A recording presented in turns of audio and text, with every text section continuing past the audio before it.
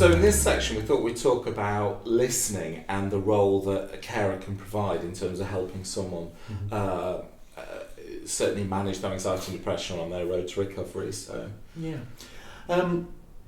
particularly with people who are suffering from depression, they will become less talkative. They will become less motivated to do anything, including communication.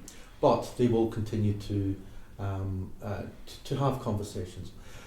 One of the things a helper can do is just to create an atmosphere where the individual feels as though they can talk about anything and nothing in any way they want, and you, the carer, will not be judgmental. You're not going to give advice. You're not going to try and direct them to be talking about one thing rather than another, just to make it possible for the person to open up. And actually, I just wanted to pick up, as it's certainly something I've certainly struggled with over the years, is that balance between kind of listening and giving advice. And it's quite easy when someone says, I can't go out to the cinema with my friends because, the car's broken down or the buses aren't working, to immediately go, I could solve this problem, so here's what you need to do. And the person says, well, I'm not sure about that. He goes, no, I've come up with this solution, I've come up with that solution. And I know it can be a fairly natural pattern for people to get into that says, you've given me a problem, so what I'm going to do is I'm going to tell you how I think you need to solve that problem. And that's very rarely what people need. Absolutely. I think if someone you're caring for, or someone you're in a close relationship with, or maybe someone who's a mate or a good friend, if they share with you something bad that's happened to them or a problem they've got, I think the first thing to do is just to acknowledge and empathise what they're going through. The car broke down, that must have been really frustrating for you. Your boss gave you a hard time at work. Well, that's a shame, because I know you've been working really hard. Just to signal to them that you've received the message about the emotional pain. That's the first thing, and that creates the supportive, safe atmosphere. Beyond that, it is about just being ready to have the conversation. There are some times where you might explore, would you like to talk about what happened this morning? You were really upset when you watched that programme. Do you want to talk about it? That's okay. But very often the person will break a silence by suddenly saying, I don't think I want to go back to work tomorrow or ever again. So you've got to be ready for when they raise it. You're absolutely right about not giving advice. There are some times when you have to be clear about specific things, like, don't take extra medication today because you missed Monday and Tuesday, obviously. One way of getting this balance right is to start the conversation by simply acknowledging what the person is saying. And if you think there's something that the individual might benefit from thinking about, or a different way of looking at a problem, is to phrase it as a question. So, for example, rather than say, you said you're depressed, well, you should go to the GP then, shouldn't you? I'll drive you there. That's coming from a good place, but it isn't necessarily the way to be a good listener, and that is what's necessary in the longer run. So a version of that might be, I'm sorry to hear you're depressed, that must be upsetting for you, and I can understand why you're saying that. I've seen the way you are today. Do you think it would be a good idea to go to the GP and just see what might be said, what might be done? And if the person says, that's good. If they say, well, I'll think about it, that's okay as well. And there's nothing wrong with subsequently prompting them to say, have you had a chance to think about the GP? Maybe. Is there anything that you think might help? That you're putting as you were saying, you're putting much more of the control of the solutions and the answers in their hand, and the dialogue. You're asking much more open questions. Absolutely. I think one of the things which is underestimated in the whole therapeutic process is that if you think about those little decisions, the individual opens up to you about being depressed, let's say.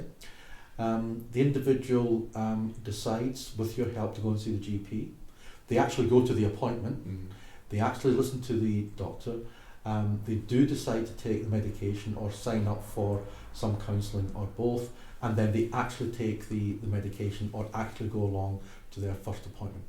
Those are, if you like, little decisions, but the research does show the more an individual sees themselves making these decisions to go down that road of recovery, that is good in themselves. Even before they've taken the first pill, they're already starting to feel better because they see themselves making decisions.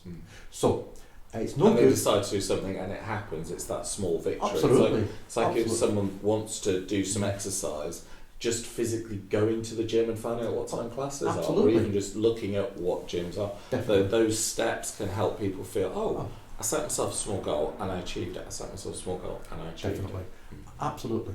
The other thing that's linked to that, and we'll talk more about this later perhaps, is this theme about trying to make space for an individual to be more active. If you take the example of the gym, you might say to the individual, you used to enjoy going to the gym, you used to come back feeling really positive, and you've not been for a while. Do you think that's something you want to try? They might say, oh no, I won't enjoy it. You say, well, why do you think you won't enjoy it? But there's a really nice trick, a technique by Professor Christine Padesky, who's world famous on this sort of thing. She says that if you say to yourself, yeah, I'm going to do that thing, you've got probably a 50% chance of doing it, right? If you say, right, I'm going to do it by Friday, you're probably bumping up to maybe 60%, but no more. But if you say, that thing that I want to do, I'm going to do it at 4 o'clock on Thursday, it jumps up to about 85%. So it's about scheduling, not deadlining, and not simply making that general fist-waving commitment. Little things like that. Now, the carer, I think, can play a really key role there by hearing the individual saying, you know what, I've been thinking, you're right, maybe I could give going to the gym a go, or even just going and finding out when the next sessions are for the spin classes that I used to enjoy. It's a real opportunity there for the carer to say, not, oh, that's great, right, do you want a cup of tea? Yeah. Or, that's great, don't you think we should try and do it by the end of the month? Positive, but not saying, great, I could drive you there at 4 o'clock on Thursday, does that work for you? Yeah, because that makes it much more likely that the person gets to do what they have said they want to do. Absolutely, and the fact that what you're saying in response is not only supporting them, but saying, look, how can I help? Absolutely. So yeah. you're kind of not challenging it, you're not refuting it, you're not saying, oh, well, you said that last week and nothing ever happened. But you're saying, okay, yeah, how can I help? It might be around transport, it might be around motivation. You might be saying, well, look, I could go with you, that might help. Of course, Oh, absolutely. And equally, if the person says to you, actually, if you don't mind, I'd rather just go myself on the bus, that's great. I mean, it's good to understand why they want to do it that way. It's something which you've got to be alert to, being flexible about these things. And also the thing to bear in mind though is, let's take the example that you raised about an individual trying to find out when the schedule is for a certain type of event at the gym. They might say, oh, you know what, I just don't feel like going there today, could you do it for me? As a carer, as a person that loves the person who's suffering, you're thinking, well, if I go and find out when the schedules are, at least we've got the schedule and then we can have the thing. But really, if you hear the person saying, well, I don't want to do anything, you want to help them get to the point where they're saying, okay, I'm not looking forward to it, but I get it, I've got to do stuff, I've got to take charge of where we are on this. It's a very subtle thing. As I said, it's much easier if the individual is in counselling and if the carer is privy to the plan, because the counsellor will never impose a plan on the client. The counsellor says, look, do you agree? I think you need to have a plan about that area of your life, this area of your life, and that area of life. What do you think? Yes, okay, well, you need to build it up, but can I just suggest you need to have something to do with activity and something to do with the way you're thinking about some of these things. If you as the carer can be involved in that, just to know what it is, you can then bring some conversations back to, well, that's great, that's great that you want to find a way of doing something enjoyable this weekend. Shall we put that on your log? Shall we see whether that's something that needs to be scheduled rather than just some sort of commitment, and refer it back to what the counsellor suggested that you do. So that triangle again of the client, the counsellor and the carer is, I think, a much more powerful alliance than simply the sufferer and the counsellor on your own. Yeah, and I think you're so right, and the carer finding out what would be supportive, what would be supportive, both perhaps in actions or behaviour, but just in terms of types of listening. Because I think people can feel, particularly if they've never had any training, it's like, well, I don't really know how to listen. You know, what does listening sound like? And I'm just wondering if you've got any kind of helpful tips if someone says, well, I want to be a better listener, but I'm not quite sure how to go about it, how to demystify some of that absolutely. process. Well, you ask, what does listening sound like? Well, listening sounds like silence. Very often, people who are not at their best are gathering their thoughts, and they are opening up, but they don't have a fluent, coherent, linear narrative to share with you. They're discovering themselves, and when we're not at our best, talking about what's troubling us is a constructive process, as well as, it's not like you're just reading data off a list. You're actively thinking, well, yeah, what do I think about my boss, and what would I think about if I was to resign my job, so listening is such that you have to give the person quite a bit more time to complete their thought in words than you would normally do in other conversations. You don't want to be listening just so you can find the best angle of attack to get your point in. You're listening to learn. That's really important.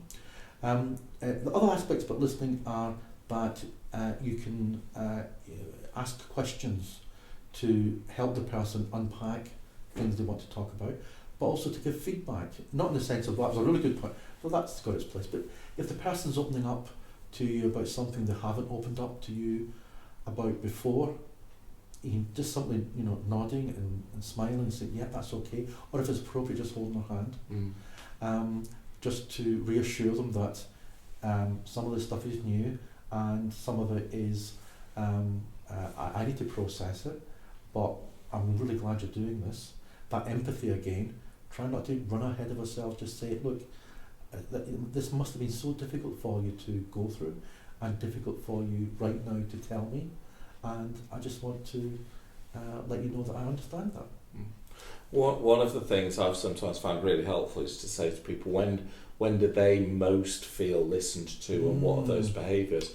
So even something like when someone's finished speaking, giving them half a second, and you're not jumping, as you said, a lot of the time in normal conversations where I'm thinking, oh, here's the point I want to make, and I'm kind of waiting for them to finish and jumping in, having some spaces, having someone say, I've heard it and I've reflected it back. That sounds like it was really upsetting. That sounds like it must have been, really difficult. Can make you feel heard. So sometimes thinking, well, who are the people who, when I've talked to, I feel I've been really listened to? Let's sort of unpack some of that. Indeed. I think being a good listener in this context requires us, in a way, to set aside some of the normal conversational habits that we have. For example, if you're at a social gathering and someone tells you about a car they bought recently that's had some sort of mechanical malfunction, the instinct is to say, oh, that's interesting, because I had a similar car and I had a similar malfunction. Right now, can I tell you about my long-winded story about this other car that I bought to replace it? The instinct is to chuck into the conversation your experience. Right? Now, that's got its place, because sometimes it's about communicating to the individual. You're not the only person who's gone through that, but you probably need to do it less than you think. Keep it at a minimum. The conversation is actually a chance for that person to speak, to be listened to. That's very important. There's also something that we do need to talk about here, which is in relationships. If the person is depressed, they can struggle to communicate. They lack the motivation to do so. They lack the words. The concentration can be poor sometimes. So the conversation will be slower than usual, and you have to give more space. For someone who's anxious, it can be very different. They've got a lot of thoughts in their mind. They're thinking about this stuff all the time. The danger for a listener is that the speaker is going through several points, and point 3, you think, gosh, that's an important thing. I want to find out more about that. That's really crucial. But before they get a chance, points 5, 6 and 7 have kicked in. So there's almost like too much communication sometimes. So it's a different sort of skill, but it's about kind of helping the speaker have focus on certain areas, and to help them clarify their own thoughts about maybe one aspect of the anxiety they've got about work, for example. However, in both depression and anxiety, there is a really difficult dynamic, which is this: that sometimes in relationships, husband-wife, wife-wife, husband-husband, boyfriend-girlfriend, girlfriend-girlfriend, boyfriend-boyfriend, is that part of the issue for the sufferer is the other person. And this could come in all shapes and sizes. It might be something to do with, I'm really depressed because a whole range of things, and you've made it worse by not standing up for me when your brother insulted me at that party. Or I'm really depressed because I can't find a job. The children just don't keep in touch, and you're drinking too much. Now, these are difficult conversations, but the way to engage best for that person is to stick to the principle that this conversation right now is not for you. It's not even for the relationship. You'll get to that. It's for them. In that moment, at that time, at that place, if they're opening up to you, then you need to give them a chance to have that moment.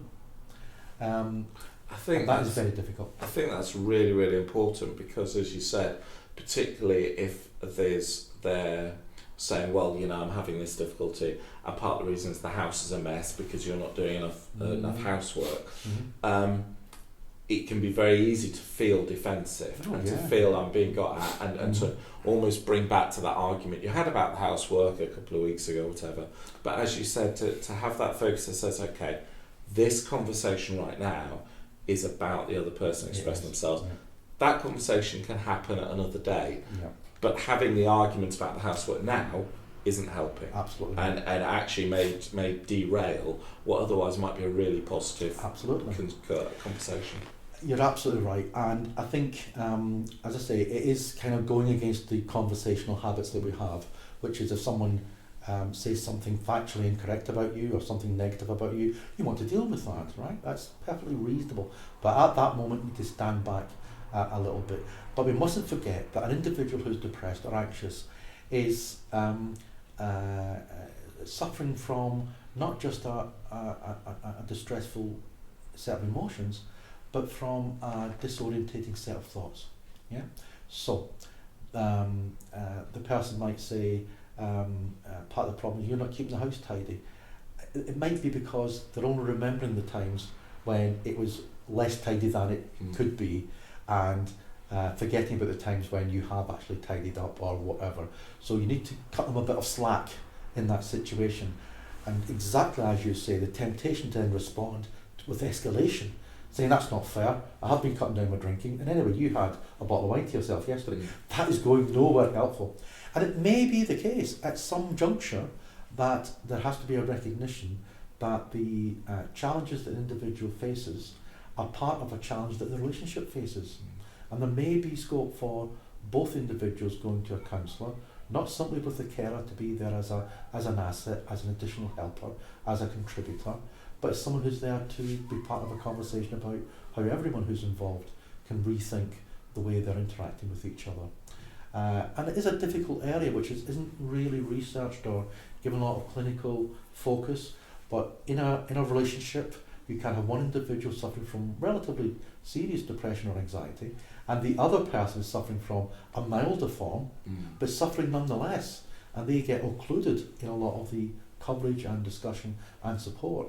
And of course we know that if you are caring for someone with any sort of ailment, physical or psychological, the burden on you as a carer is very high, and in particular if the person is suffering from a psychological disorder, the toll on the carer in psychological terms can be very high as well. So it may not be that the individual has their own work-related issues or their own historical issues.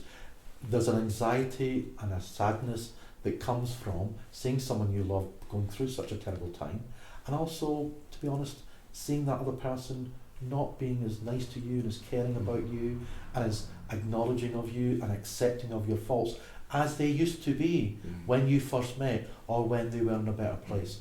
But all of that stuff, as difficult as it is, the compassion that the carer needs, if it's needed at any point, it's needed in those conversations where the sufferer is pointing the finger metaphorically. You just need to accept it. There will be another time. And I think that's so important, and I think two dimensions that can come out of that is how do you as a carer get support for yourself? Because if you're having some of those really difficult conversations, if you're doing active listening, that can be very draining, and you need to make sure that you're getting your support. And it might also be that if there's a group of you or a number of you who are all trying to help the person that you're caring for, that can really help, because it might be that you're having a really difficult time and you're thinking, well, actually, why don't, it might be an idea to talk to Carol, or John said he'd love to come round for dinner and just have a chat. And so the more of you that are helping to support that person and making sure that you're getting your own support as well, because it could be a tremendous burden if you're having to have those really difficult conversations, particularly if you're having your own difficulties as well. No, absolutely. Yeah. It may be worth just mentioning some aspects of gender differences here. And men and women are often more similar than they are different, and depends on a whole range of context. But a pattern that can occur is that men don't want to talk about their experience of depression. It's not that they are struggling to talk about it, they just don't want to have anyone talk about it. Obviously this is connected to social expectations about vulnerability and strength and so on, but nonetheless that can be an issue. We do know that men still deal with depression by self-medicating on alcohol, and that is a risk, and that's dangerous, and it's not helpful, but it does mean that sometimes the only time they will have a conversation with someone who's caring for them about their depression is when they've been drinking. And that obviously makes a lot of conflict. Now in that context, it's very difficult to give any sort of general indication about the best plan, but things to be aware of is to have that unconditional love, to say, look, I know you're in a bad place, I know it's difficult, but also, look, let's have this conversation in the morning, I'm not trying to put you off or reject you, I just think it'd be better, don't you think? That is probably the best way to go, but it is very difficult. Absolutely. And actually, I was going to say that's something that I found can be a really helpful coping strategy, particularly if at that moment in time you don't feel able to have a good conversation, but rather than just go, I don't want to talk about it, say, actually, can we talk about that tomorrow morning? Can we go for a coffee? Could we maybe talk about that over dinner? So you're saying, you're recognising it's an important conversation, that you want to be there for the person, you acknowledge it, but you say, I'm not able to support you the way you need to do now, but we could do that then. Absolutely. And you make a good point about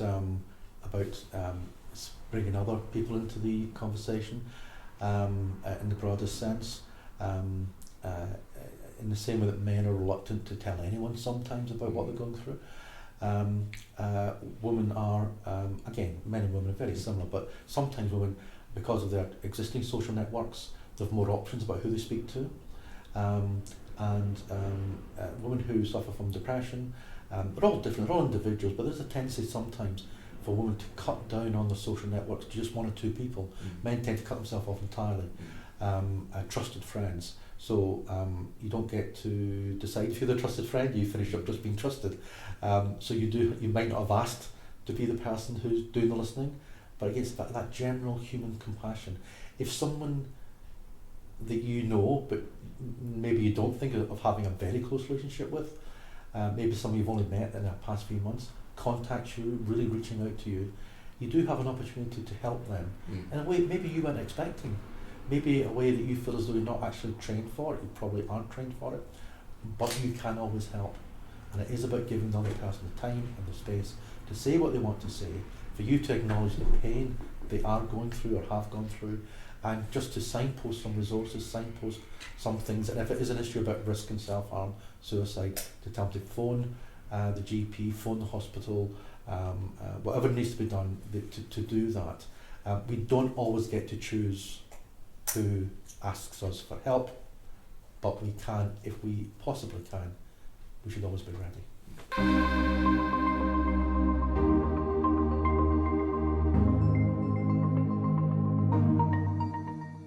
I hope you found this course helpful. At FCC, we're committed to providing courses and training for unpaid carers, and these courses are completely free.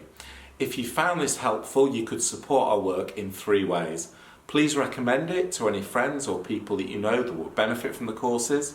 Please consider sharing it on social media. And if you can, please consider donating. There are buttons on the website where you can donate £1, £2, £5, and every pound that you donate will make a huge difference by helping us make more and more care courses completely free to carers. Thank you very much.